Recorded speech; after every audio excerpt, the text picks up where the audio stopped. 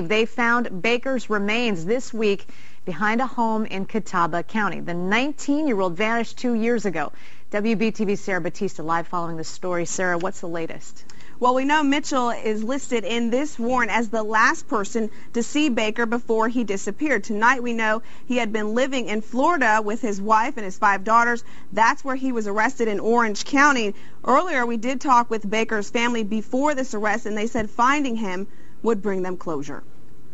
It's just a everyday thing we go through. It's been 2 years since Dwayne and Patricia Baker's son Travis disappeared. Not a day goes by that they don't wonder where he is. I have just as much passion today as I did 2 years ago to find my son. If investigators are right about their hunch, the Bakers may soon have closure.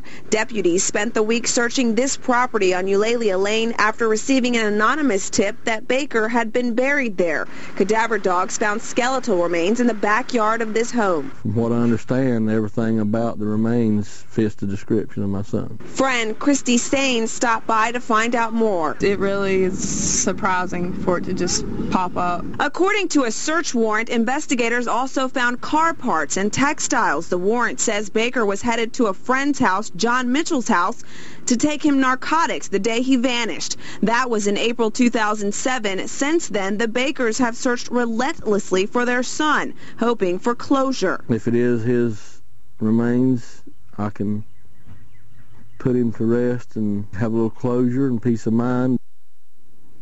Now, I did talk with the homeowner where those remains were found. He says that he was friends with Mitchell but has not spoken with him in the past year, and he did not know about any connection with him and Baker, and he was very surprised to learn that those remains were found on his property. We're live in the newsroom tonight. Sarah Batista, WBTV, on your side. All right, Sarah, thanks. So some answers to the questions tonight. Investigators